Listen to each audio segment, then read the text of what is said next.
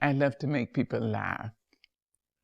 And so, and to tell people things that they might not have thought of before. Yes, that brings me joy. I never trust people who don't laugh, who say, I'm serious. And act as if they put airplane glue on the back of their hands and stuck them to their forehead. No, boring as hell. But I don't know if you're serious. I think if you're serious, you came here to make a difference. So you laugh as much as possible, because everything will give you reason to bemoan your outcast state. I mean, the newspaper, don't pick up the telephone. You pick up the telephone and say, oh, hi, good morning. And you listen and say, oh, God.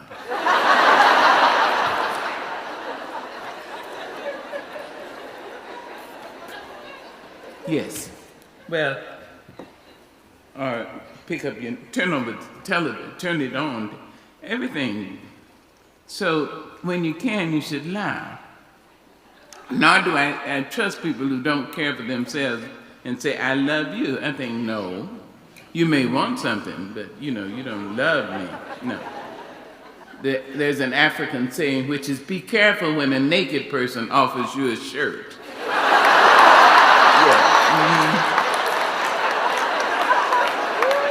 Some years ago, I went into a health food diner. I was a smoker. I'm not proud of that, but I was a smoker. I'm proud to say and happy to say I'm over 20 years free of nicotine. Yes. And I will say this for you. I pray for you. Any of you who has smoked or is smoking now, I hope you'll stop. And I hope you live long enough to say, I am 20 years free of nicotine.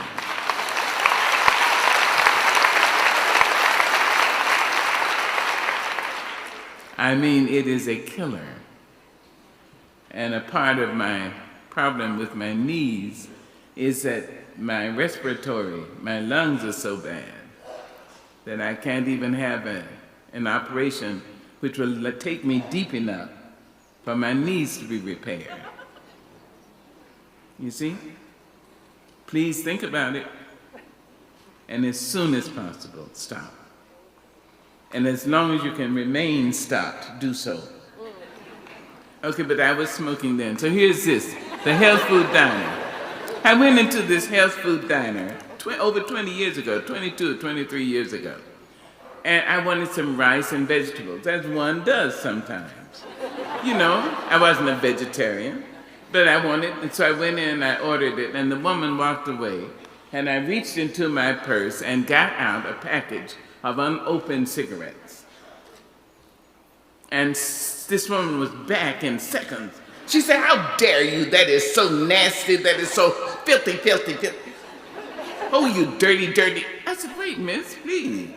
Get a hold of yourself. She looked like she was winding herself up to slap me or something. I said, I'm not the one. You really... I promise you don't want that. She said, it is such a nasty thing. So I said, listen, if you didn't want people to smoke, why don't you put some signs up? She said, we thought anyone who would come into a health food. So I said, maybe everyone else. But mind you, that was over 20 years ago, and very few people really knew it. I said, and I've worked so hard to pry myself loose from my illiteracy. I like to try all the time to see if I can read. No smoke. Nothing I said would make her crack her face. She wouldn't laugh or love no money. She said, you've endangered everybody in this. Mind you, I hadn't even pulled that little piece of cellophane off. and the people I looked at, I said, these people just started coming here, didn't they? She said, no, these are regulars. They've been coming for years. This is the way the people look. I said, I wouldn't tell it. And not looking any better than that. Boy. Now, I have to tell you that the American Meat Packers Association didn't pay me a penny. But they did publish 200,000 copies of this poem. Mine. No sprouted wheat and soya shoots and Brussels in a cake, carrot straw and spinach raw. Today I need a steak. Not thick brown rice and rice pilau and mushrooms creamed on toast, turnips mashed and parsnips hashed. I'm dreaming of a roast. Health food folks around the world are thinned by anxious zeal. They look for help in seafood kelp. I count on breaded veal. No smoking signs, raw mustard greens, zucchini by the ton, uncooked kale, and bodies frail are sure to make me run to loins of pork and chicken thighs and standing ribs so prime, pork chops brown and fresh ground round. I crave them all the time. Irish stews and boiled corned beef and hot dogs by the scores, or any place that saves a space for a smoking carnivore.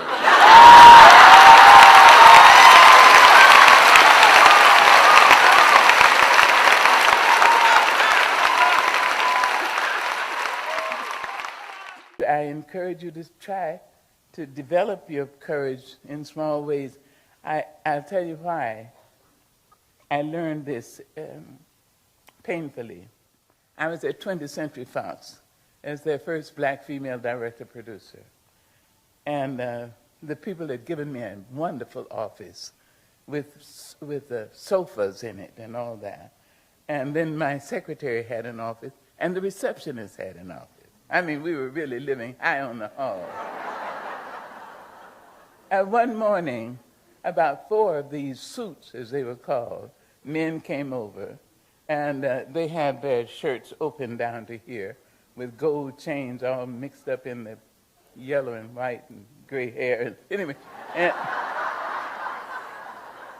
so they were standing around in my office, and one of them used a racial pejorative about someone who wasn't even, his race was not represented in that office. I said, I'm sorry, you can't use that in my office. So the fellow said, what do you mean? Use what? I said, you can't use that word. That's poison. So he said, no, wait, do you mean we can't use it? In your office? So I said, okay, it's your office, but I'm using it. All right, but you can't use it while I'm using it. Well, they just were so vexed with me. They said, okay, you want more money. We'll talk to your people in New York. It wasn't about money. So finally, I got up. Oh, and one fellow said, look, we gave you a parking space between Alan Alda and David Frost. What is that? So I got up and I walked out of my office and through the secretary's office and out of the receptionist's office and down the steps and realized I'd left my purse. And my keys were in my purse. I would die before I'd go back in there. So I hid in the bushes. I would advise you, if you're going to do something like that, start out with small things. I love to hear the preachers and the teachers and the singers. And my grandmother, Mama, who raised me, Mama had this incredible voice. And she would sit she was mother of the church. And every Sunday, Mama would sit in the mother of the church pew, and the preacher would say, and now we will be privileged with a song from Sister Henderson. Every Sunday, my grandma said, me? And it was just, I would say, Mama, get up and sing. People know you're going to sing, they even know what you're going to sing. And the children in the children's pew where I sat with my brother, the children would say, your grandma doing it again. And it was just, but Mama would stand up, put her hand on the pew in front of her and sing, I am a poor pilgrim of sorrow. I'm lost in this wide world alone. No hope have I for tomorrow. I've started to make heaven my home. Well, now, when I hear, I knew that was so beautiful. It was so beautiful. When I was 3 and my brother 5, my mother and father, we lived in Southern California. My mother and father agreed to disagree. They separated and they even divorced. Now I know there are people who say what a pity and a shame, the result of a divorced family. Oh. And it's true, sometimes. But then sometimes we ought to get a grip. Some people ought to be divorced.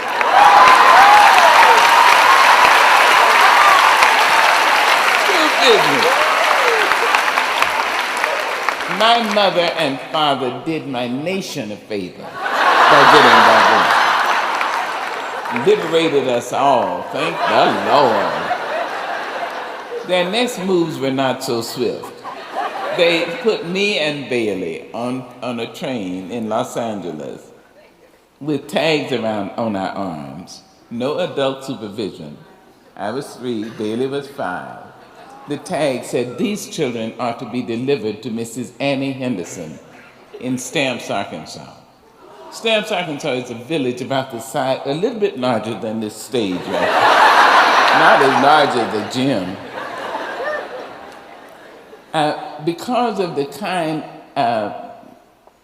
offices of the dining car waiters and the Pullman car porters, we actually arrived in that village. I can't believe it. It's over 70 years ago. And they took us off trains and put us on others, and we arrived in this teeny little village with my grandma, my father's mother, and her other child, my Uncle Willie. Now, they owned the only black-owned store in the town, and they needed me and Bailey to work in the store. I mean, my Uncle Willie was crippled. His whole right side was paralyzed. His left side was huge because in that side of the family, we grow to be very tall and broad and all. My grandmother was old by the time we got there. I mean, she must have been 50. So, they needed I think my grandmother taught me to read that afternoon when I prayed.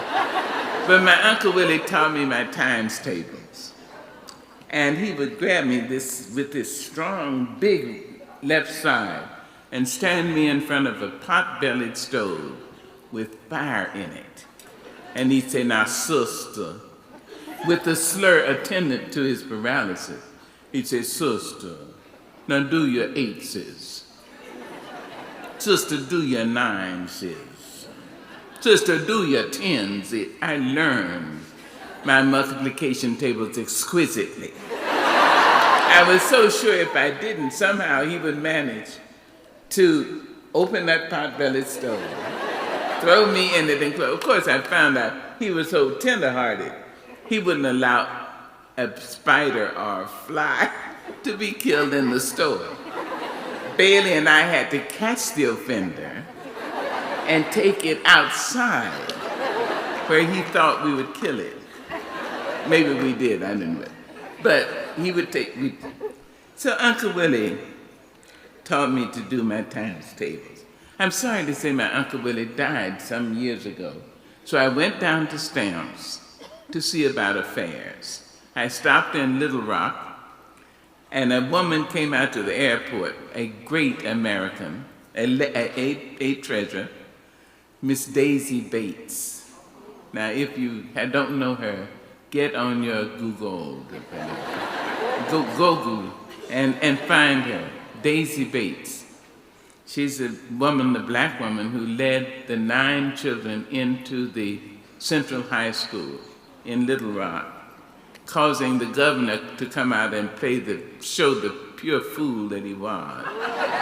Governor Orville Faubus said, over my dead body, the governor of the state, can you say, he didn't want black children to go in because he disagreed with God's choice for the colors of the people's skin.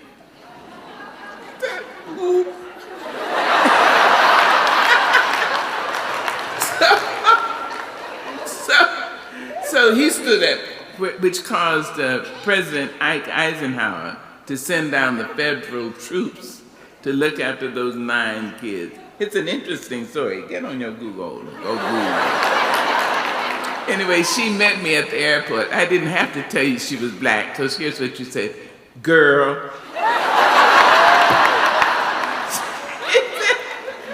Girl, I know you're down here on your way to Stamps, but there's somebody dying to meet you, and I want to bring him to your hotel, okay? So I said, okay. She brought about 30 people to my hotel. But she brought this black man who was all of that. So I said, how do you do? He said, I don't want to shake your hand, I want to hug you. I said, I sure appreciate it. He gave me a wonderful hug. He said, now you're down here in Arkansas because Willie has died. My jaw fell to my chest. What? This man in a 3-piece suit way up north in Little Rock had even heard of my Uncle Willie? Uncle Willie was so ashamed of being crippled that he wouldn't even go to Louisville, Arkansas, which was 5 miles from Stamps and the county seat. This man up in Little Rock, up north, in a 3-piece suit, he said, you know, because of your Uncle Willie, I'm who I am today. He said, you know, in the 30s, I was the only child of a blind mother. Your Uncle Willie gave me a job in your store and paid me 10 cents a week and made me love to learn. And he taught me my times table. I asked him, how did he do it? He said, he used to grab me right here. He said, because of him, I'm who I am today. You want to know who that is? I said, yes, sir. He said, I'm mayor of Little Rock, Arkansas. One of the first blacks in the South. I looked at Willie. I thought, my Lord, would he ever even know how far the light of his rainbow shone? He said, now, because of him and what I learned and who I've become, I have a police escort for you to take you from Little Rock, convoy you from Little Rock to Stamps, Arkansas. He said, now, I want you to stop in Louisville, because there's a good old boy, he'll look after your property. And I'll call him. I went downstairs the next morning, and I was thrown back, I don't know how many years, to being 8, 6, when the boys would ride in Stamps. That's how it would be told, be careful, the boys are going to ride tonight. My brother and I would take the potatoes and onions out of a bin and help my Uncle Willie to get down into that bin. And we'd cover him with potatoes and onions.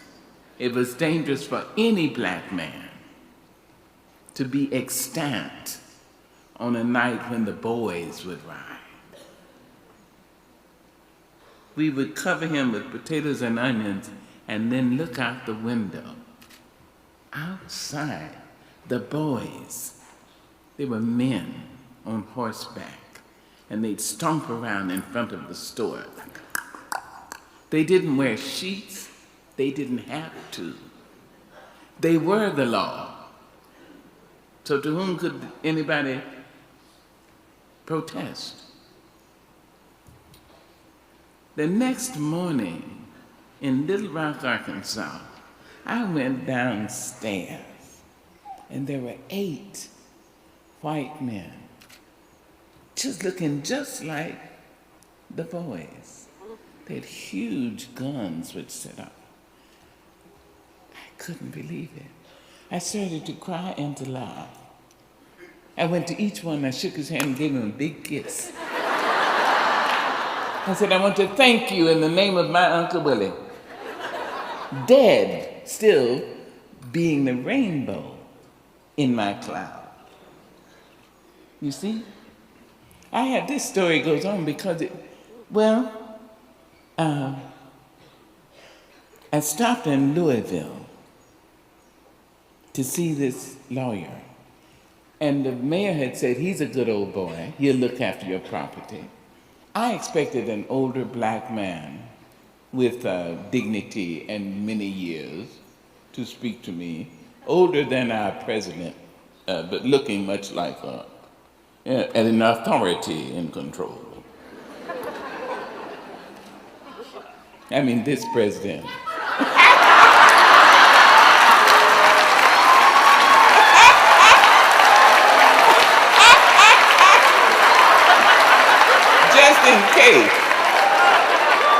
Just in case you all thought I didn't know I was in Washington State.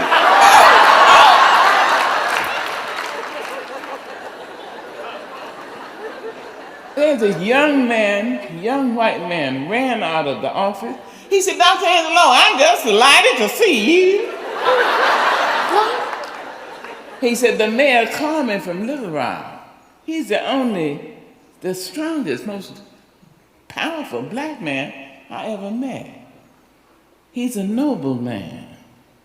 Dr. Angelou, because of him, I'm who I am today.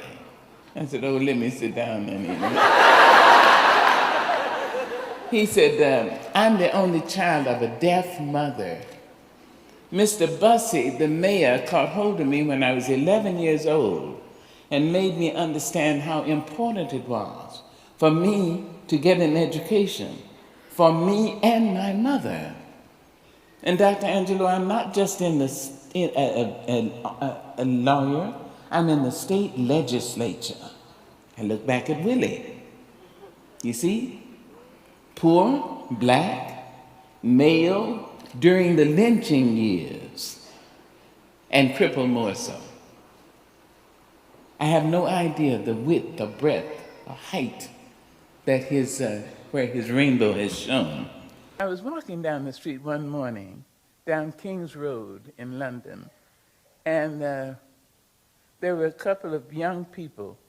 They may have been 18 or 20, young man and woman, and they had a little dog, that dog we all know, from the 70s and the 50s, that little dog.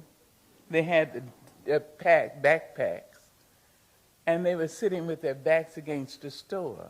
I simply recorded them. But a man came out of the store, which means he had to get there at 7. He came out of the store and turned and spat on those 2 young people. Now, they looked more like him than they did like me. They were white and he was white. But those were my children, and I know it. And I will not have them treated any which way. Now, I'm not a cursing woman. It's not one of my arts.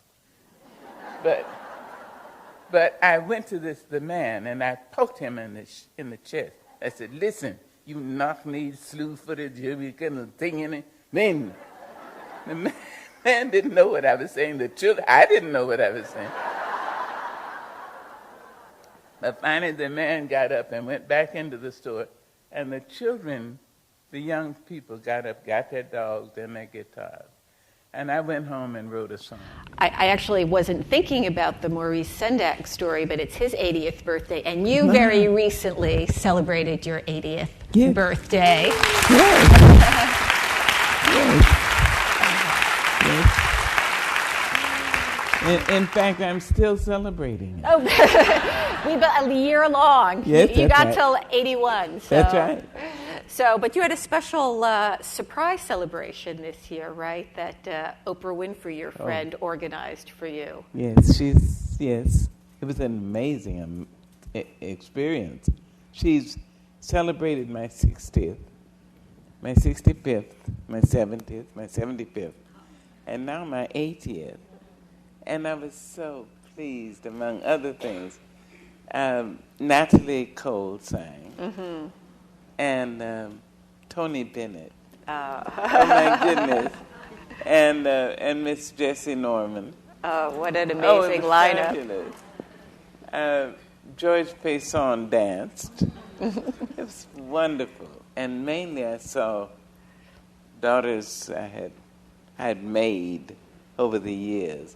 I take people's children. I just do. It is true.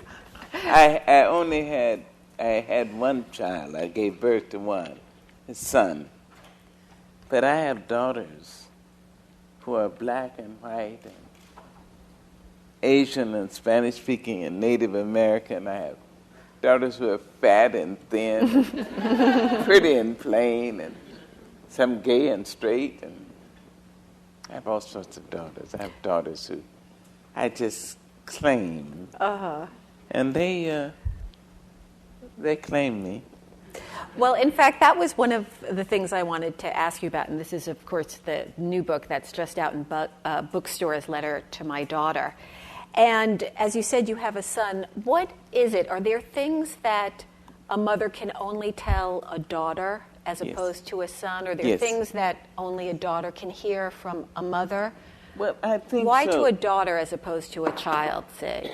Well, I think with my son, I hope I raised a person, a man, who knows how to treat a woman. Mm-hmm. That's very important.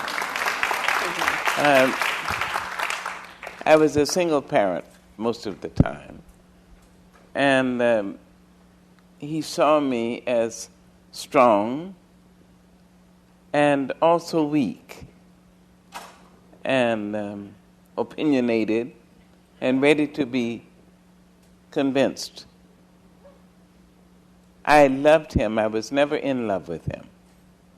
It's very important for a parent because people who are in love with their children also decide that, whether intentionally or consciously or not, they decide that they can be described by their children. Mm-hmm. No, that's not true. I love him. He has his own life. I have my own. And I knew that, I don't know how, but I knew that early on. And I let him see that I respect the male point of view. Mm-hmm. So when he was about 8, I said, I'd like you to think about this. We have $46, and we have rent and telephone and this to pay and food. Would you like to think about how do you think we should spend it? He didn't know. I left him no chance. There was no out. But he would say, I'll go to my room and think. And he would come back and say, Mom, I think we ought to pay the rent and get some food. Oh, good idea. So he felt that being male was important, but no more important than being female. And that's the way I raised him. And they say he's a good husband. Mm-hmm. So I actually want to get back to your son because there's an essay in here. There's a lot of very beautiful essays in here and one about him. But before I get to that, I want to go back to the title again, Your Daughter. Yes. So what is it that the special thing that mothers can tell daughters? We share our periods. And a man can't understand that. Mm-hmm. I could not explain that to my son. Mm-hmm. Mm-hmm. But something happens with a woman and her daughter. If she's able to say, not you've got the curse, that is the most stupid thing I've ever heard of. But look, you have stepped into this new world. Mm-hmm. You have the possibility not only of being a woman, but becoming a mother.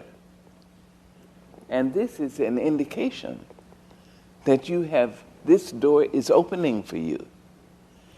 In a marvelous way, a woman liberates a woman, a girl into womanhood. Mm-hmm. And I think that that's probably the great gift of a mother to a daughter. Mm-hmm. You liberate by saying, aren't you marvelous? Mm-hmm. You know, I said today, I hadn't thought about this before. My mother, I'm sorry to say, has been dead 15 years or more. But she never reduced me. She never embarrassed me. In front of other people, she didn't denigrate me. When I was pregnant, I was 16, pregnant, unmarried, and I told my stepfather that I was pregnant, since she was off on one of her business transactions. I said that I was pregnant, and he asked me, how far along are you?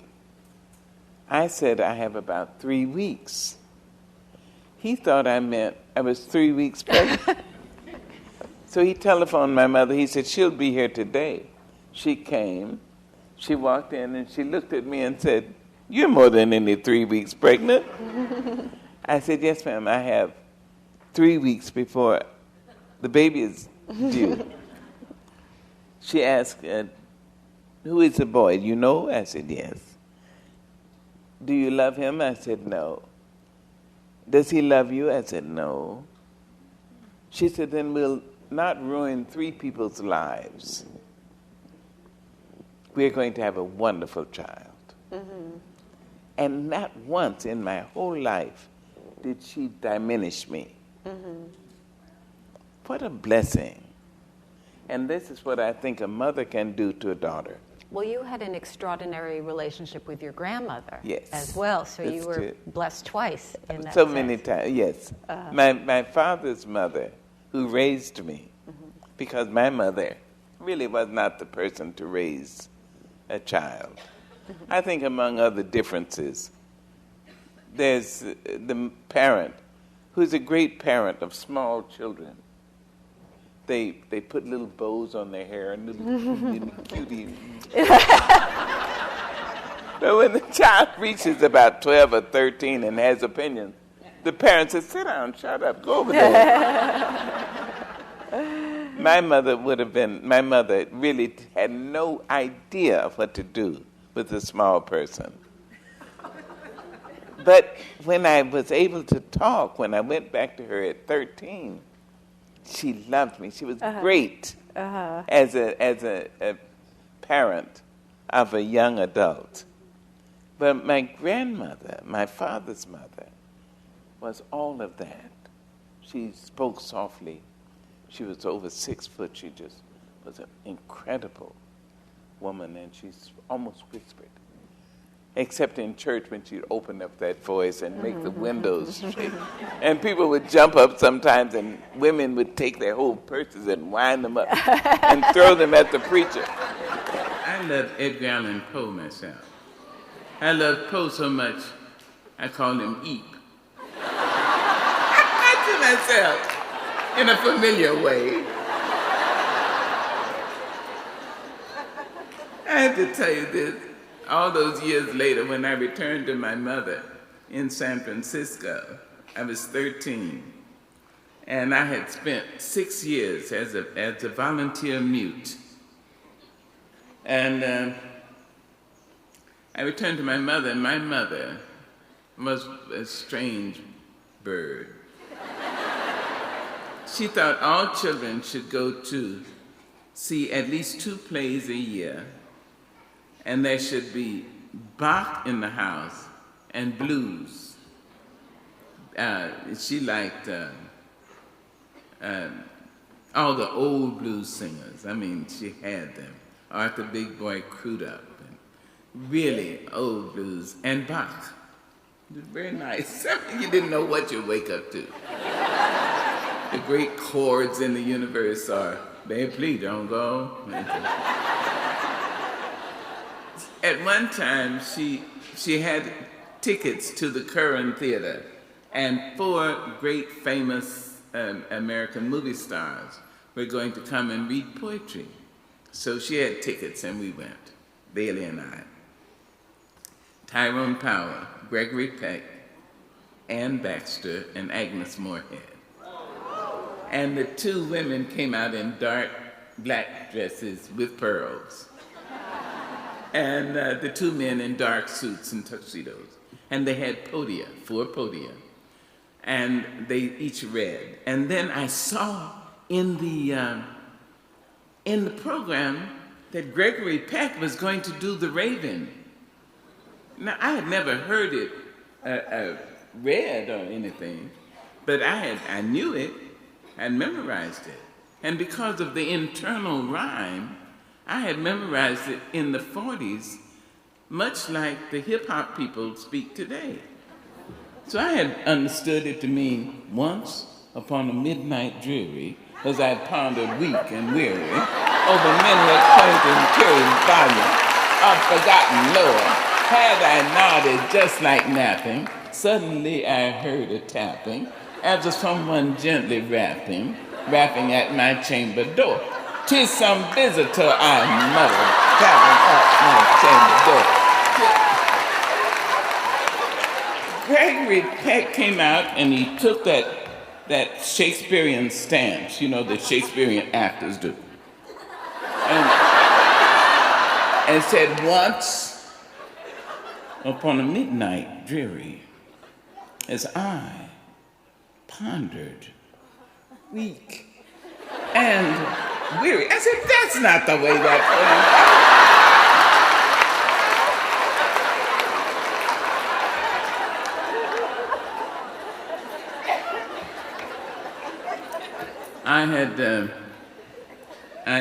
up in St. Louis, I had been, when I was 7, I was taken there from my grandmother in Arkansas. I was taken up there to my mother's family. And her family were extremely erudite and sophisticated and educated. And they talk a little bit.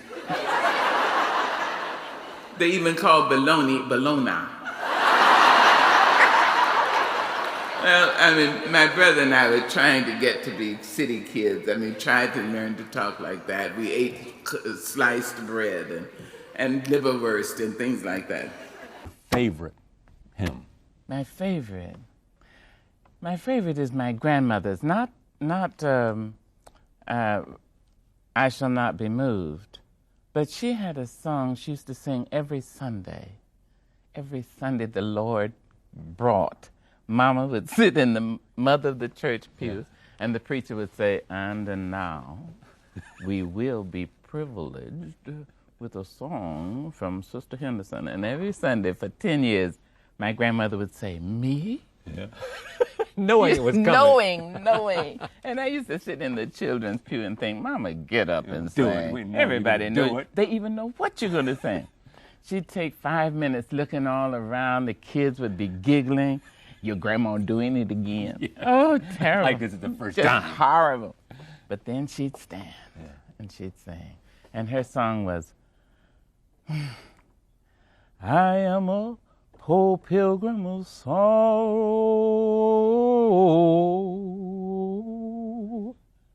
I'm lost in this wide world alone. Sing it, sister.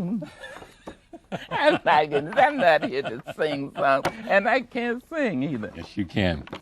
There's a 19th century folk song in which a black man speaks of the woman he loves. He said, the woman I love is fat and chocolate to the bone. And every time she shakes, some skinny woman loses her home. Now that's poetry.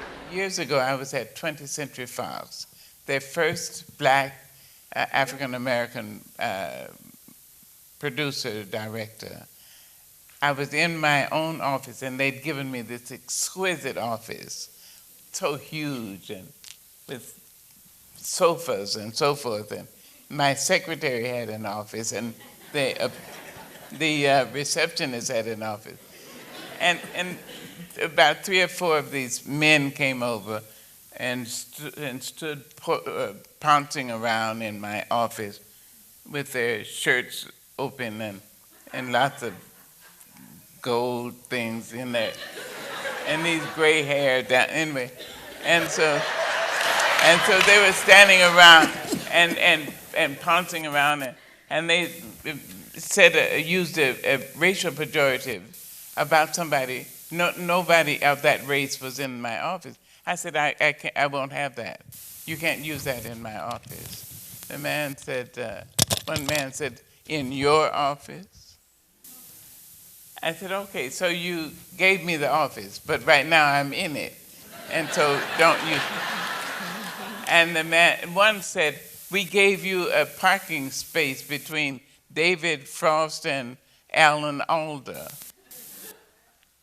So, I said, no, you can't use it in my, and so, so I just finally got up and walked out of the office, past these men, and right through my secretary's office, and out of the receptionist's office, and down the steps, and realized I'd left my purse.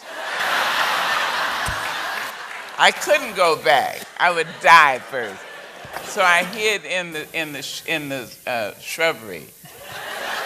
So I would encourage you, don't take that attitude if you don't have the keys to your car. But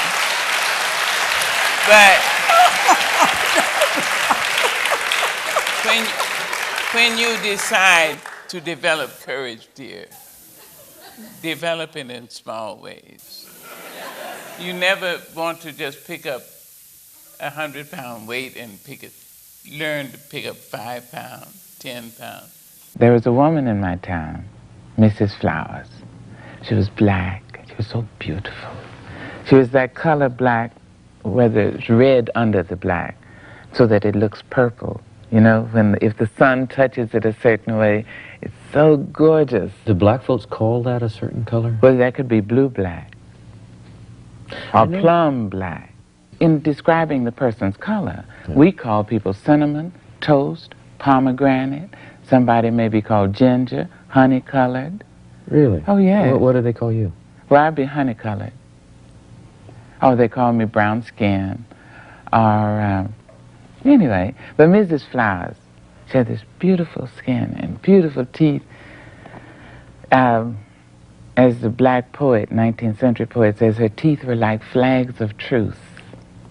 I mean, just so white. Oh, God, she was lovely.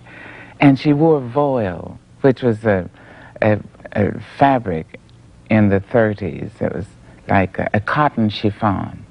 And she'd walk. In this little town in this tiny little town. And when I'd see her coming up the road, I just thought she was the prettiest thing God had made so far. And she took me to the library in the segregated school and told me, I want you to read from A to CH by the time I come back. And she'd go to the exotic metropolis of Pine Bluff. And I would read everything. I would understand, whatever I could, but I would read. I know that men are as phenomenal as women. I know that. Because I know that nature abhors imbalance. That's it. That's it. Like you, I have been told that 98% of all the species which have lived on this little blob of spit and sand are now extinct because they got out of balance. We are still here, which proves to me that we are in some balance. Men are as phenomenal as women. I will only say this to the men in the audience. You will have to write your own poem. That's it.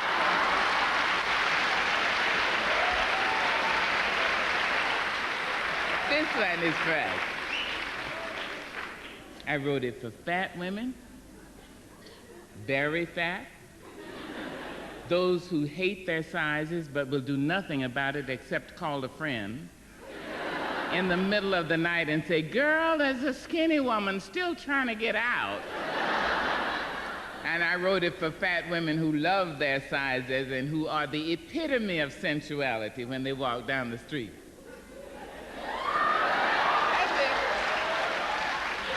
I wrote it for skinny women, those who deserve all our sympathy. I wrote it for all. That's it. Many people wonder where my secret lies. I'm not cute or built to suit a fashion model size. When I try to show them, they think I'm telling lies. I say it's in the reach of my arms, the span of my hips, the stride of my step, the curl of my lips. I'm a woman, phenomenally. I walk into a room just as cool as you please, and to a man the fellows stand. I fall down on their knees.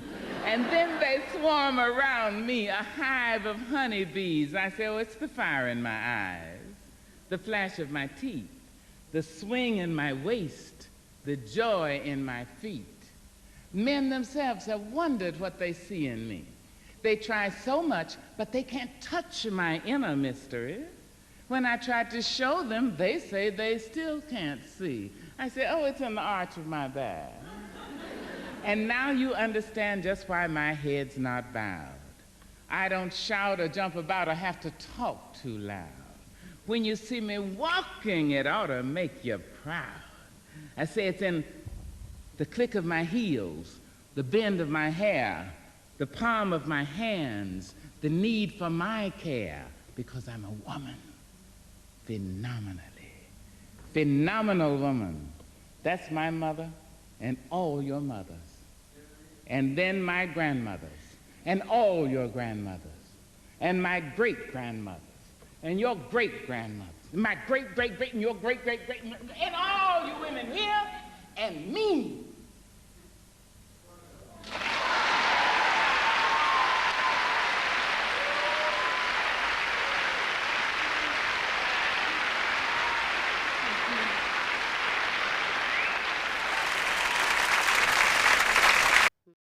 They went home and told their wives that never once in all their lives had they met a girl like me.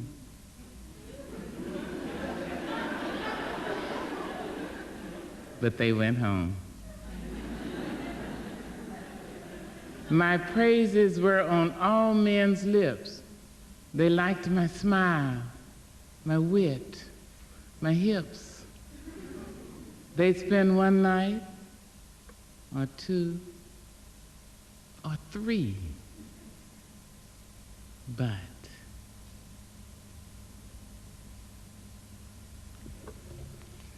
well, I began to wonder, having written that, it's a little longer poem than that, but I began to wonder about some of the men, not any of the people in this audience. You know, I know that none of you all are doing, but what was it that would make a man play so cavalierly with a lady's heart and other parts of the anatomy? I wonder, you know, what? So, now, you know, gentlemen, none of you, this is not signifying at all. No, sir, So I wrote another little poem trying to look at it from the man's point of view. There's a long-legged girl in San Francisco by the Golden Gate. She said she'd give me all I wanted, but I just couldn't wait. I started to picking them up and laying them down, picking them up and laying them down, picking them up and laying them down and getting to the next town, baby. Now, picking them up and laying them down is a Black American phrase meaning walking. You know, it's picking them up and laying. And then it means however whatever you. I met that lovely Detroit lady and thought my time had come. But just before I said I do, I said I got to run and started to picking them up and laying them down, picking them up and laying them down, picking them up and laying them down and getting to the next town, baby. There's a pretty brown in Birmingham, man, she's little and cute. But when she tried to tie me down, I had to grab my suit and start to picking them up and laying them down and picking them up and laying them down and picking them up and laying them down and getting to the next town, baby. There ain't no words for what I feel about a pretty face. But if I stay, I just might miss a prettier one someplace. That's why I start that picking them up and laying them down and picking them up and laying them. Now, men, you know I'm not talking about you. I'm grateful to your wonderful husband. I am. I'm grateful that he has enough courage to love you. Wow. Yes. Look at it. It's true. It's true. It's true. I'm sorry to say some men don't have enough courage to love strong women. I'm sorry. It's true. So I'm grateful to him. I wanted to be here. I wanted to bring all my stuff here. Yes. Yes. I surely did. And I wanted to get down on my knees here and pray here, because I know there are too many people who get down on their knees here just to look in somebody else's keyhole. Hello! Yes. Well, so I wanted to come. Yes. At one point, I was in Yugoslavia, and I had been in France, and I knew I was going to Yugoslavia, so I reached out and found somebody to help me with Serbo-Croat, because I wanted to have something to get into a country. I didn't want to go there and pretend I couldn't speak or pretend they ought to know my language. So I studied Serbo-Croat with a woman who taught me from French. Now, her French wasn't all that smoking. So the Lord knows what my Serbo-Croat sounded like. But anyway, I learned enough. I was able to mumble around. And then a young couple invited me to a party, some Serbo-Croats. And I said yes. The American State Department, which was underwriting largely the opera I was singing in and dancing in, had told us no Americans can go beyond 4 blocks, square blocks of the theater, 4 square blocks of the hotel. Well, yes, but I didn't think I would ever go back to Yugoslavia. And I was from Stamps, Arkansas, in San Francisco. I mean, and I'm black and 6 foot tall. I mean, wait a minute, no, I'm going to go out here and see what's what. So I said, yes, I would come to the party. The people came, this young couple, in a pickup truck. There were about 20 people in the back. They pulled me up, we all stood up, and there was 1 bottle of Slivovitz, and it passed among us. And they drove us out from Belgrade, out into the country, and my knees got a little water in them. I thought, oh Lord, have I gone too far this time? We went all the way out, and we came up to a house that looked like a Charles Adams house, with little gargoyles on, little cupids and things, ooh. But I walked in, and there was this music on, and it was, mean to me, why must you be mean to me? It was Billie Holiday. My lands. So I went in, I had a wonderful time, I ate with them and we drank and then a little old lady, just when we were about ready to go, she may have been about 4'10", came out of a door. She had on a robe, homemade, and slippers, homemade. They looked just like the slippers my grandmother made for herself, and a robe of felt. And she spoke to everybody, and all these people spoke to her. Then she looked over in the corner and saw me and screamed. My host came running, oh, please forgive her. She's ignorant, please forgive her. She's never seen. I said, listen, if I had lived to be 90 with my people and never saw a white person and one showed up,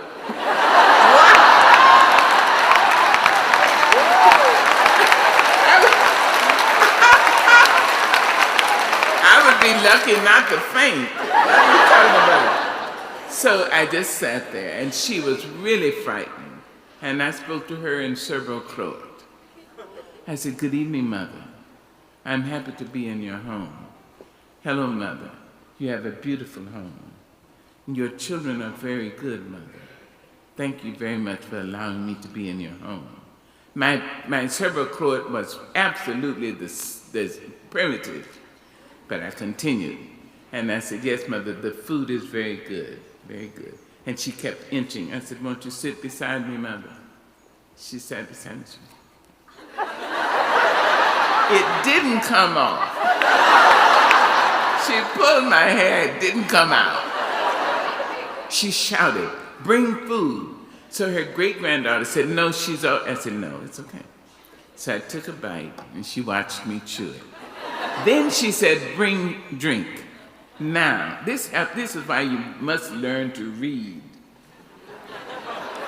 I had read that the proper way to drink Slivovitz was there would be a little bowl of apricot or peach or apple confiture, preserve.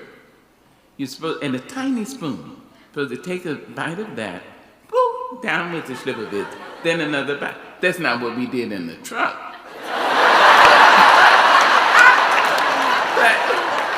But that's what I did. And she saw me and she said, good girl.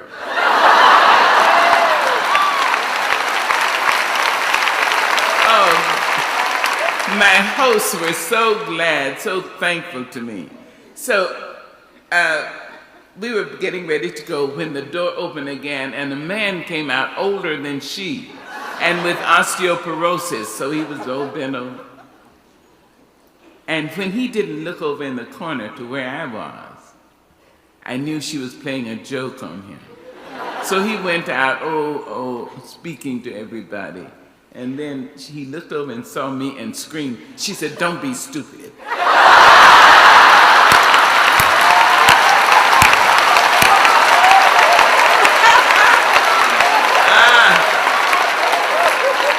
That's a good girl. He found his way. I said, Father, I said the same things to him I had said to his wife. And then he said, bring food. I said, bring drink to him.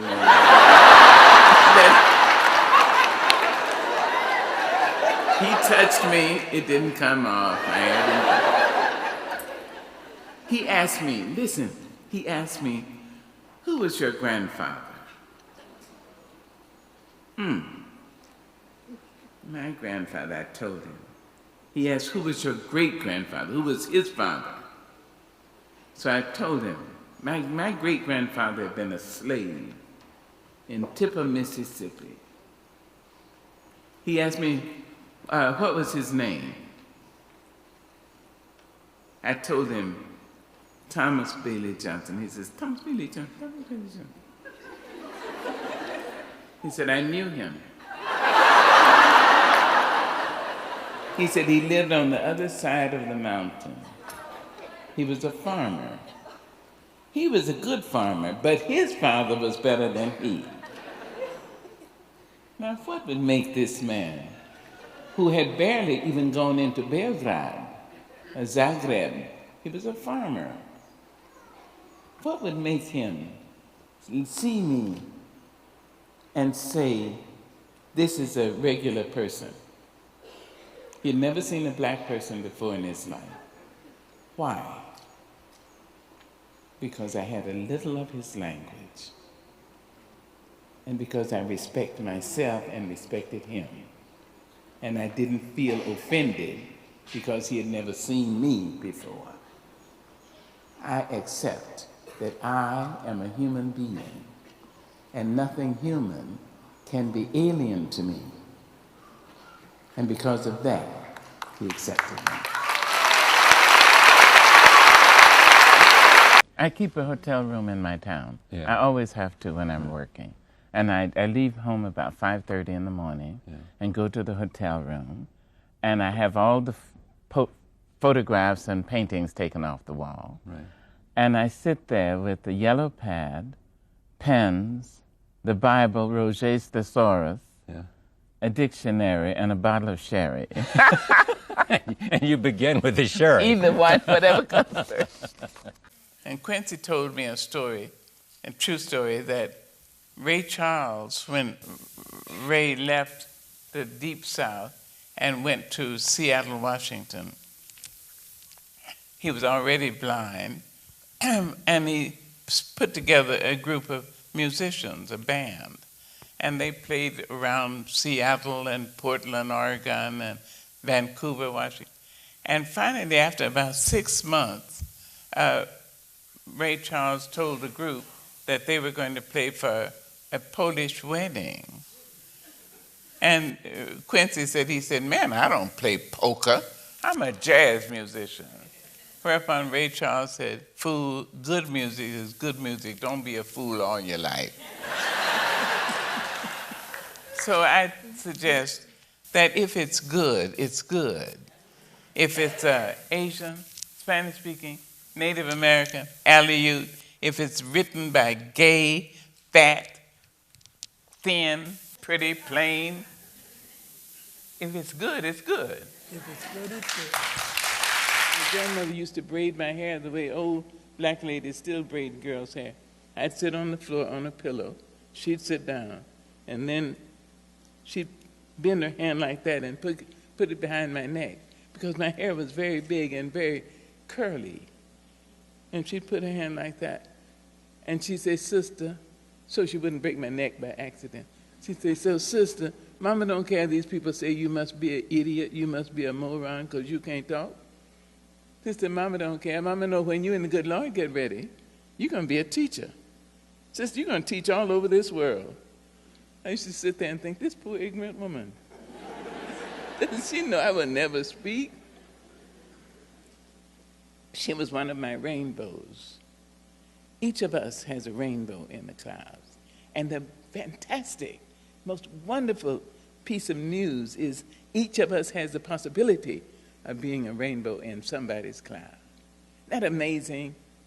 I did know that Fisk existed, university, Fisk University, and Howard University existed. And Tuskegee and Atlanta and Spelman, Morgan State in Baltimore, and Morris Brown and Morehouse. These were heavenly abodes. I mean, I kind of thought that if a child was good and died, the child would go to heaven and become an angel. And if the angel was a good angel and died, it would probably go to Howard. I mean, that was possible. And it was something to dream of. And black teachers took such pride in black students. And the community took such pride in smart students that a child who had gotten A's would be marched from one church to another. And people would say, now here's his brother so-and-so's little boy. Here he is, here's little Johnny. Stand up, Johnny. Johnny got all A's this week, or all A's this past year. people who, he didn't belong to that church. People would stand up, praise the Lord, bless his heart. God bless you, honey. Keep on pressing on. So people took pride in the children, and their pride was an encouragement to continue. So we thought, with the larger society saying, you cannot, we thought, yes, we could, because somebody had gone before us. Dr. Du Bois, Booker T. Washington, Marcus Garvey. Those were names in this little village in Arkansas, which were very familiar. Ida Wells Barnett. We knew these names. We knew, and Miss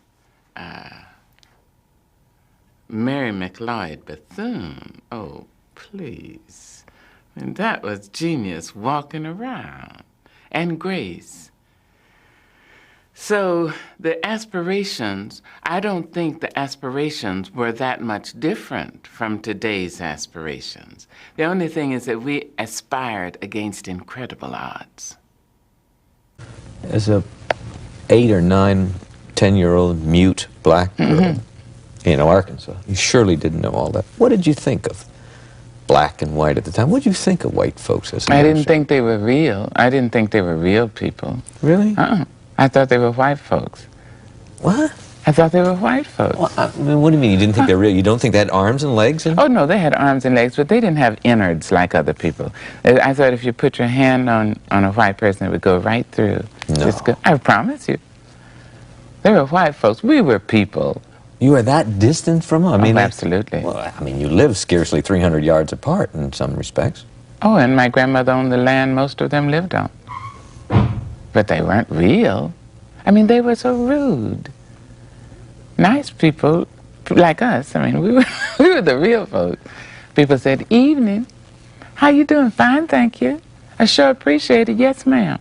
But not white folks? White folks, no. And they'd come into the store and act as if they had credit and order my crippled uncle around, you know. So I knew that if they were real people, they'd be nice. You know that the first Africans were brought to this country in 1619. This is not trying to be sedity or anything, but 1619 was 1 year before the Mayflower docked.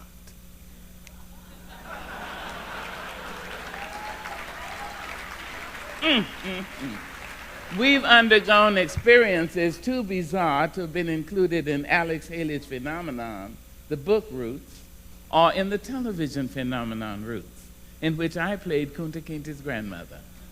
Too bizarre. And yet here we are, still here, still the last hired, still the first fired, still the butts of even some white liberals' jokes, but still here. Today, upwards of 50 million. And I know that that's a conservative estimate because some people swear there are more than 50 million black people in the Baptist church. They're not even counting backsliders and AME and CME and the 3 black atheists in the world. So what on earth? I mean, really, how did the people survive? Well, I think a part of their survival can be credited to the romance in the poetry. When a larger society, when the mighty are telling the weak or the few, you don't count. You don't even count. Not just the way you look, the way you think, the way you talk, the way you walk. I don't have to consider you.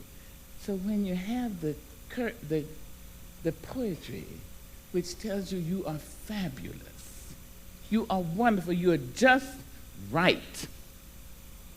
You're the way God made you, honey. You're just fine. I didn't make you. I don't have anything to say about it.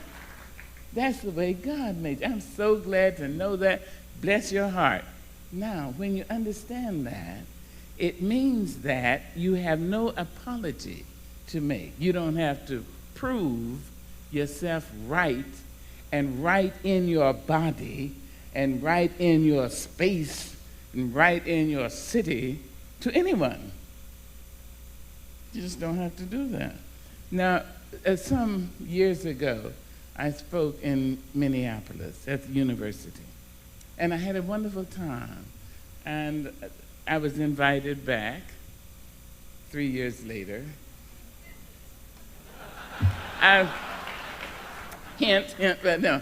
I was invited back, and I enjoyed myself again. And then I went backstage, and there was a phalanx of security. And a woman came backstage. She reminded me of myself, save that she's white. She was 6 foot, I'm 6 foot. She had an air. I claim an air. She was about my age, which is what the French call a certain age, you know. She came right through. She said, hello. I put my hand out. She said, I want to hug you. I said, fine. We embraced. She said, I want to thank you for my daughter's life. Huh. She started to cry. I started to cry. We embraced. We both. She said her daughter had attempted suicide any number of times, but that someone had brought her 3 years earlier to hear me speak, and I had spoken on the courage to live. And the young woman called her mother and said, forget that I have tried suicide. I will never try it again. I believe my life may hold such promise. I will not. The mother cried, I cried, we loved it. When we broke our embrace, a young woman came, looking very much like the mother. And the mother said, Cynthia, what are you doing here? The young woman who lives in Eau Claire, Wisconsin, said that she had read that I was speaking, and she drove over to hear me. So the girl hugged me, she cried, I cried, the mother cried. We had a wonderful time. And when it was finished, the mother said, I want you to have this letter my daughter wrote to me after having heard you speak. They left. I was on the road. I didn't return home for 2 weeks. When I returned home and read the letter, it broke my heart. It was full of so much ignorance, so much racism, so much that I started to weep. The letter said, in effect, Mother, I went to hear Maya Angelou, and she was wonderful. I'll tell you about what she said, but let me tell you about what she looked like. Mother, she came on the stage. She was so big and so ugly and so black. Mother, she terrified me. I started to weep. Here, this girl that said I have been instrumental in saving her life. We have all lived together in varying degrees of intimacy over these 300 plus years. And this child could say I was ugly. I just started small tears and then big tears and then that. And before I knew it, I was sobbing. And I thought, let me get hold of myself. Or soon I will start thinking about suicide. I wouldn't go alone, I'd find her. Oh, yes. Oh, yes. We would jump together. Oh, yes, we would. But then I thought of this poem of Langston Hughes called Harlem Sweeties.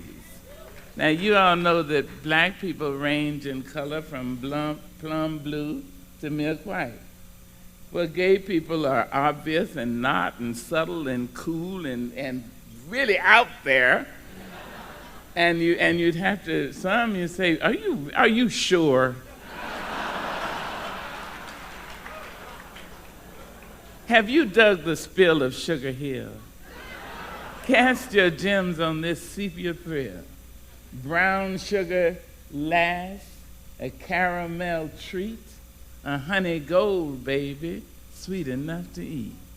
Peach skin fella, coffee and cream, chocolate darling out of a dream, walnut tinted, cocoa brown, pomegranate, pride in town, rich cream colored, plum tinted black, feminine sweetness and man's handsomeness are not Harlem's lack. From the glow of the quince to the blush of the rose, persimmon, bronze, cinnamon toast, chocolate, cinnamon, let me repeat, caramel, brown sugar, a chocolate treat, ginger, wine gold, persimmon, blackberry, licorice, clove, cinnamon, all through the spectrum Harlem folks vary. So if you want to know beauty's rainbow sweet thrill, stroll with me down Luscious. Hey, delicious. Whoa, fine. Sugar Hill. Well,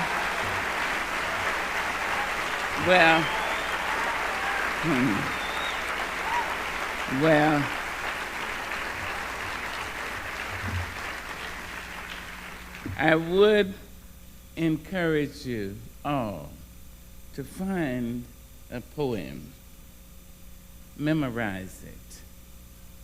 Find, if it's just 2 verses, memorize it, stock it in this fabulous computer, stock it. So that when you walk into an office and there are the Snickers,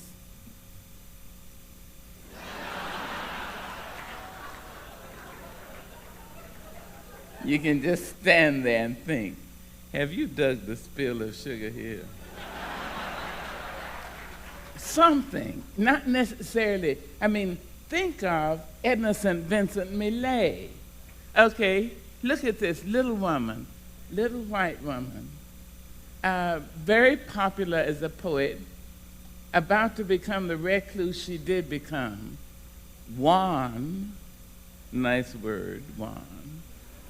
In North Carolina, we call it puny. Puny, about to become this recluse, she wrote, and now this is one to memorize. I shall die, but that is all I will do for death. Oh, I hear his horse's hooves on the stalls. He has business this morning, business in Cuba, business in the Balkans, but he must mount by himself. I will not give him a leg up. I'm not in his employ. I will die, but that is all I will do for death. With his horse's hooves on my chest, I will not tell him where the black boy lies hidden in the swamp. Brothers and sisters, the keys and the plans to the city are safe with me. Through me, you will never be overthrown, for I shall die, but that is all I will do for death. I had a job once as a shake dancer, which What's was that? really... What's that? The shake dancer was the... Is that the go-go dancer? Oh, yes, but long before. And I worked in a strip joint. There were 4 of us, 3 strippers and me. And the strippers were white. And I didn't strip. I was too nice to strip. I wore a costume that if you balled it up, you could put it in a penny matchbox, that 2 spangles and a twirl or something like that. But you didn't strip all of it. But I... And the 4 of us danced from 8 until 2, every hour, 15 minutes an hour. So the other ladies would go out and they go, tee, tee, tee, tee. But I would hit it. I would go out and dance. And the band was black. All the musicians were black. And they'd been used to kung, kung, ka-tung, ka-tung, ka-tung, kung, ka-tung, ka-tung. So I came in and asked for Caravan and all sorts of exotic songs, which meant that they had to work. So it was a while before they really liked me, but after a while I would try to cut them. That is, I would try to do, some double rhythms, and which would make them have to, try to cut me. And they'd double up and triple up and play 5/4s and things like that. And so we began to enjoy it. I really liked it. I suppose we're so accomplishment-oriented. One has to make that first step where you said, I am not anybody's lackey. I am Maya, who is going to go on to what you've accomplished. Well, I didn't think that. I thought know. I was going to become a very successful real estate broker. I really did. I wanted to have a suit, gabardine, snakeskin shoes, a snakeskin purse, light beige or white gloves, which you never really put on. You just sort of held them, and a briefcase. I hadn't the faintest idea of real estate, but I saw myself as this executive. During the Depression, the troubadours were as peripatetic as were hobos. However, they didn't catch freights because they carried their instruments. And their instruments sometimes were wash tubs and sticks in them and catgut. So they had wash tub bases. They could break them down, but they couldn't jump trains. They couldn't catch freights. They had cigar box guitars, literally. Cigar boxes with the fret made of a piece of wood and catgut strung. And the fellows from Texas, from the Brazos, black, sounded different from the fellows from Mississippi, from the Delta. So they come around the store on a Saturday and sing. And the Brazos guys sounded like this. Baby, I want you to know I just don't want you, man. Baby,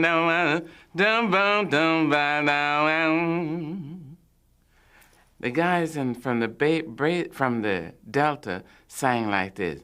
Babe, please don't go. Way back in that. Babe, please don't go. It was so beautiful. Goodness. And I would stand in the doorway. I loved it. And my grandmother would say, sister, come away from that. That's worldly music. Oh, that's wonderful. I loved it. Yeah.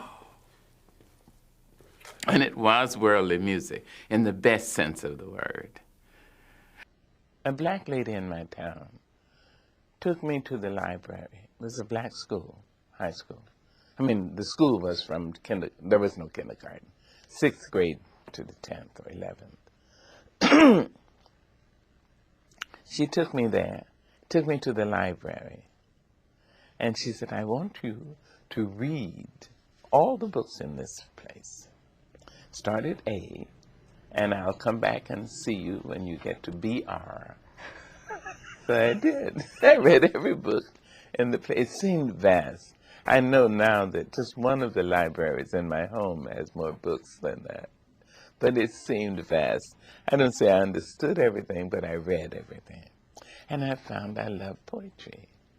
And I loved the poetry in the church.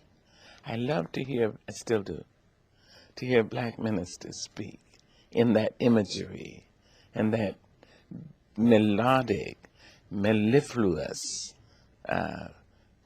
cadence and rhythm. I'm still enchanted all these years later. So you read all of those books? I read everything, yes. And then Mrs. Flowers, her name was, had some contact with the white school. She didn't live in Stamps. She had a house in Stamps. She lived in Little Rock. But she would come about every 3 or 4 months to the village, and she would come up the road carrying arms of books. And she was so beautiful. She was very black. That beautiful color, that dusky brown black that looks, if you put your finger, it would peel. Oh, God. And she spoke like that. You know, the way old Southern black ladies. I mean, I'm an old Southern black lady. I don't speak like that. But like Dr. Dorothy Height. Oh, yes, my dear. Ooh.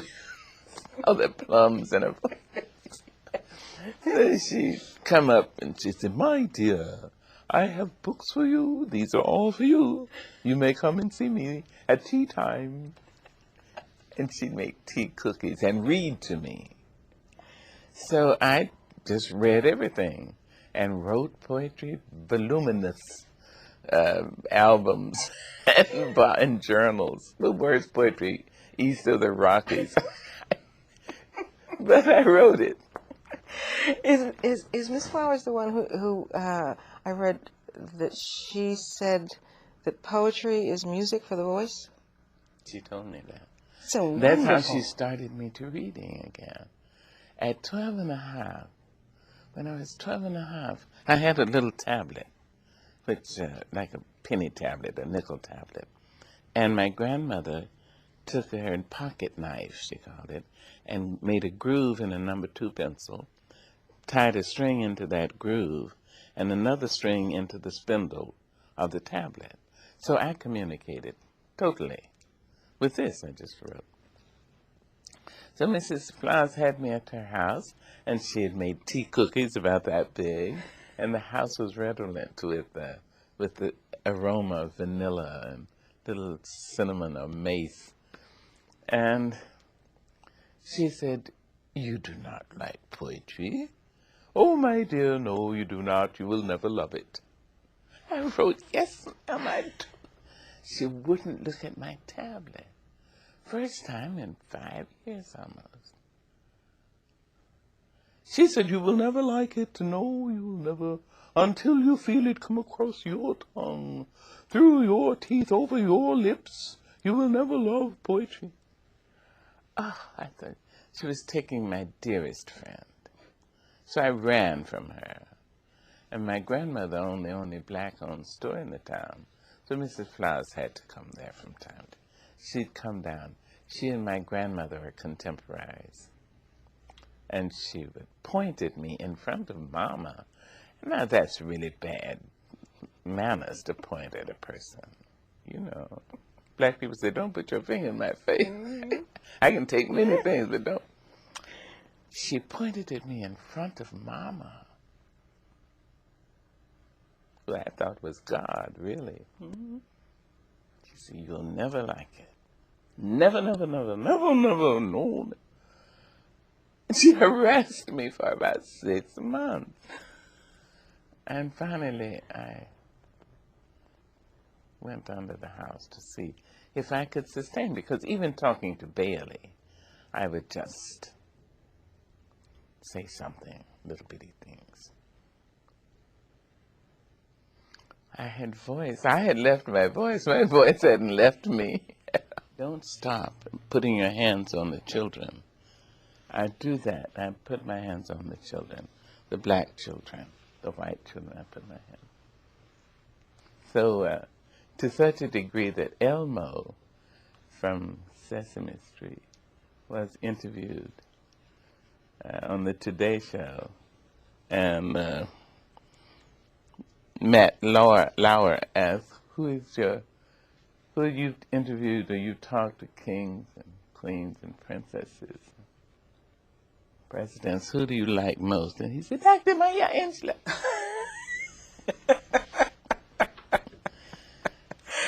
And that's where our hope is. Here in Washington, D.C., there's a school, the Maya Angelou School. And we accept children who've been in trouble. They only those who've come through the correctional system can go to the Maya Angelou School. And when the young woman, there had been a contest how to name the school, I'd been a supporter of the school. And I was there, as was Senator Dominici and, other senators, and Donna Shalala and Dr. Haidt and Secretary Herman and lots of cabinet folks. And this young woman got up and she said, well, I won, and they told me I have to read this letter, my winning letter. And I'm paraphrasing her, because she then at that time had that same lazy tongue. So he said, well, I think school ought to be named after Maya Angelou. And why? Because Dr. Angelou been down here. Every time she comes in, she try to pull us up. And she's been down low. She's been low as we are, you know. And she's now up there. I mean, she's up there. She's up over all you white folks here. But Dr. Hyde said, woo!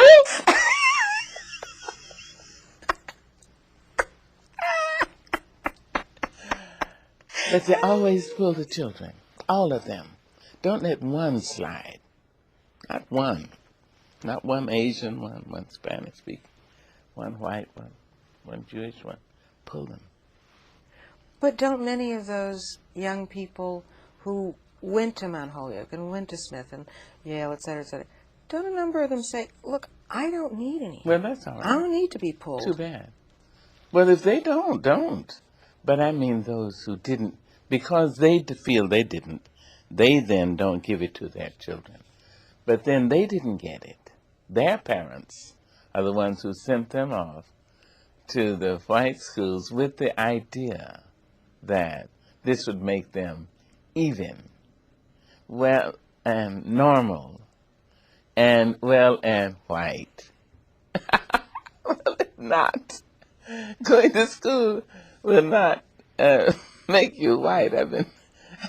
I have 53 doctorates, which means I've been to 53 universities. Hasn't had any effect at all on my complexion. So, no, it's not. So these parents, and I know some of these parents, the ones that you're talking about, they feel that they're protecting their children from the horrors of the past, that the children don't need to know about what it was like before the Civil Rights Movement. They feel they don't need to know what the Civil Rights Movement was like. Well, too bad. That's ignorant. It's just ignorance. I'm sorry, but it's ignorant. One can have enormous education and be blitheringly ignorant. Now that is blitheringly ignorant. He who does not learn from his history is doomed to repeat it. There was in the black community a sense of unity, a sense of pride, a sense of love. There was a communal sense of religion and morality. People simply didn't do certain things because it wasn't nice to do certain things. Children were loved and looked after. I don't know anybody who ever abused a child. I mean, children got spanked, children got whipped, children got talked to pretty roughly, set over in corners and so forth. But to abuse a child? This is absolutely new in the black community. Never before until the last 2 or 3 decades had we heard of people actually burning children and hurting them. Not that there wasn't sexual abuse. I don't mean that. I cannot say that. But even that was not as rife. Children were so valuable, and everybody took pride in all the children. So any woman or any man was subject to call the child away and say, child, who's your mama? Who's your papa? Come here. I don't like the way you... I was grown. I came back from Europe. I was a dancer. I was the first dancer with Porgy and Bess, and I was a grand young woman. And I had cut my hair off because my hair was very thick and I couldn't dance and keep my hair in a certain kind of style. I went into San Francisco and a man saw me on the street. He said, are you Clydell and Vivian's daughter? I said, yes, sir. He gave me $5. He said, go do something to your hair. Find a beauty shop. Now, that sense of interdependence and humor. I'm obliged to tell you about an uncle of mine, Uncle Willie. in a little town, little Arkansas town, not far from this site, about as large as this side of the room. My uncle raised me. I was sent to him when I was 3 from California, and he and my grandmother owned the only black-owned store in the town. And he was obliged to work in the store, but he was severely crippled. So he needed me to help, and my brother. So at about 4, he started us to learn to read and write and do our times tables. And he used to, in order to get me to do my times tables, he would take me behind my neck, my clothes, and stand me in front of a pot-bellied stove. And he would say, "Now, sister, do your 6s. I did my 6s. I did 7s. Even now, after an evening of copious libation, I can be awakened at 11 o'clock at night and ask, will you do your 11s? I do my 11s with alacrity. A few years ago, my uncle died, and I went to Little Rock and was met by Miss Daisy Bates. She told me, "Girl, there's somebody who wants to meet you." I said, "I'll be glad to meet whoever." She said, "Good-looking man." I said, "Indeed, yes, certainly." So that evening, she brought a man over to the hotel, and he said, "I don't want to shake your hand. I want to hug you." And I agreed. He said, "You know, Willie has died in Stamps." Well, now, Stamps is very near to Texas. And Little Rock, when I was growing up, was as exotic as Cairo, Egypt, Buddha, and Pest. I mean, I couldn't. This man knew where Stamps was, and my crippled uncle? He said, "Because of your Uncle Willie, I'm who I am today." He said, "In the 20s, I was the only child of a blind mother. Your uncle gave me a job in your store, made me love to learn, and taught me my times tables." I asked him, "How did he do that?" He said, "He used to grab me, right?" He said, "I guess you want to know who I am today." I said, "Yes, sir." He said, "I'm Bussy. I'm the vice mayor of Little Rock, Arkansas. Went on to become the first black mayor of Little Rock, Arkansas." He said, "Now, when you get down to Stamps, look up," and he gave me the name of a lawyer. He said, "He's a good old boy. He will look after your property." I went down expecting a middle-aged black man. A young white man leapt to his feet. He said, "Miss Angelou, I'm just delighted to meet you. Why don't you understand? Mr. Bussy called me today. Mr. Bussy is the most powerful black man in the state of Arkansas. But more important than that, he's a noble man. Because of Mr. Bussy, I'm who I am today." I said, "Let me sit down first." He said, "I was an only child of a blind mother, and when I was 11 years old, Mr. Bussy got hold to me and made me love to learn, and I'm now in the state legislature, that which lives after us. I look back at Uncle Willie, crippled, black, poor, unexposed to the world's great ideas, who left for our generation and generations to come a legacy so rich. So I wrote a song for Miss Roberta Flack. You may have heard it. It says, "Willie was a man without fame. Hardly anybody knew his name. Crippled and limping and always walking lame, he said, but I keep on moving. I'm moving just the same. Solitude was the climate in his head. Emptiness was the partner in his bed. Pain echoed in the steps of his tread. He said, but I keep on following where the others led. I may cry and I will die, but my spirit is the soul of every spring. Watch for me and you will see that I'm present in the songs that children sing." People called him uncle, boy, and hey. Said, "You can't live through this another day." And then they waited to hear what he would say. He said, "But I'm living in the games that children play.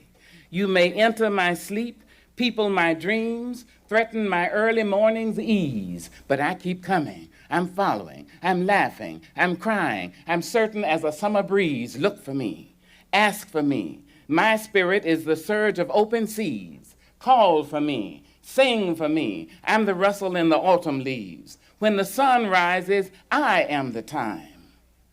When the children play, I am the rhyme. Just look for me. Now great-grandchildren. What kind of a grandmother are you? Your grandmother was such an amazing figure in your life. I'm a serious grandmother. And I'm a good auntie. I kiss and I pat and I pinch. And I do all of that and say, you're so wonderful, you should not don't do that again. All that.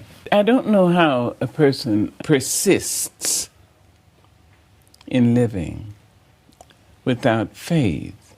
Many times I have no faith at all. And when I realize I have no faith, I run straight to God. I said, help me right now. Help me now. Now I really need help. My grandmother was very faith-filled. And she would say to me, sister, I'm going to step out on the word of God. And I could picture her in the heavens, just standing with nothing visible underneath her, and moons and stars and comets swirling all around, standing there. So I wrote a song for her. You said to call on your name, and I'm calling. You said to trust in your word, and I'm trusting. You said to lean on your arm, and I'm leaning. I'm stepping out on your word. Wonderful.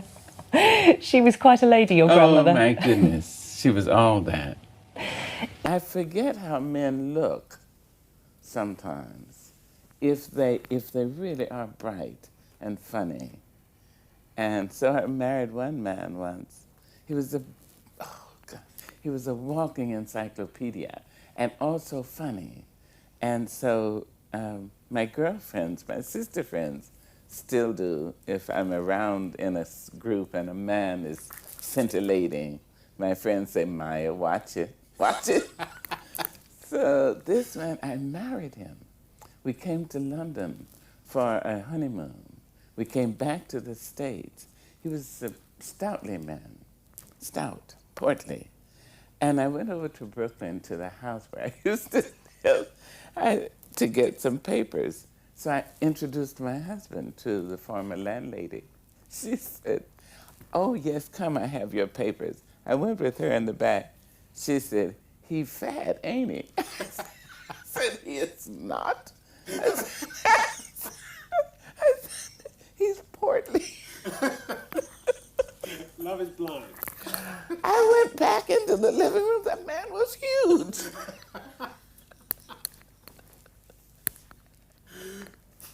But I loved him.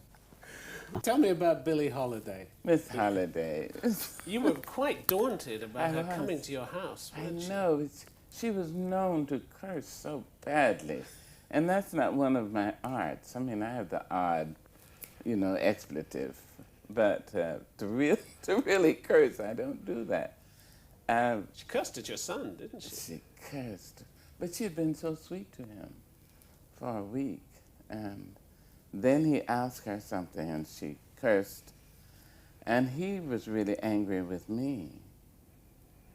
So it took us about a month to get over. I don't know, he was about 10. And I think he thought I should have put her out. Maybe I should have. She came and saw you sing, didn't she? Yes. What was her verdict? But she had told me before. She said, you're never going to be a great singer. She said, but you're going to be great, but never as a singer. But that night when I sang an old-fashioned blues. Almost rubato. Well, it was rubato and almost a cappella. The blues was, baby, please don't go. Baby, please don't go.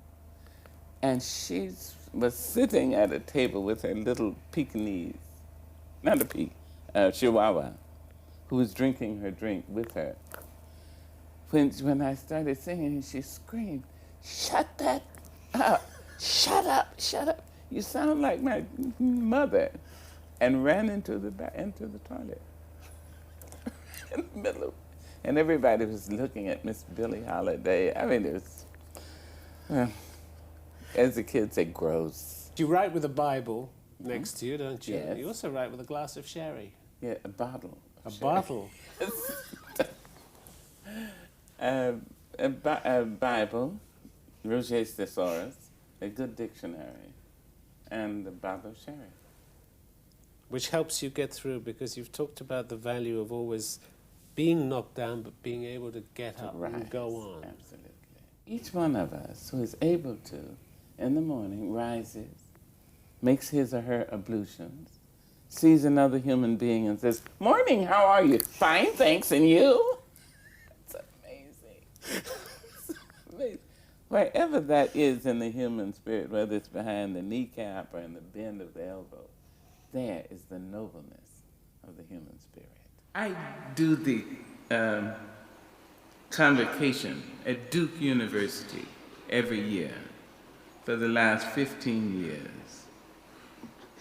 And I told them if they didn't ask me, anytime they don't ask me, I'll be the tall black woman outside picketing. I insist upon it. But I talked to 2,000 young men and women about to go into the university. Come in, they have already been registered, and this is their first, this is the convocation.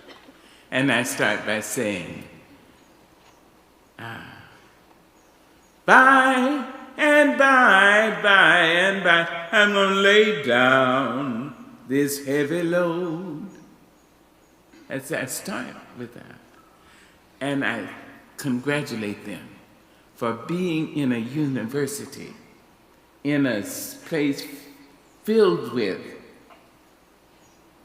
information, a place geared, built, founded to share information, a place planned, built to liberate each one of us from our ignorance.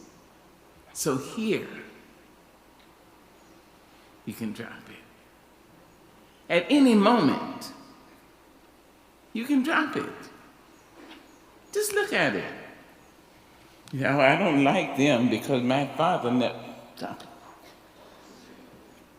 Or I don't trust because he's gay. You can't do it. And that's why you're here. Some people think, oh, I'm here, and then I'm going to meet that guy who's about 2 inches taller than I am, and he's going to be a lawyer, and he's going to be a doctor. She's here, I'm going to meet that girl, she's a couple of inches shorter than I'm cute.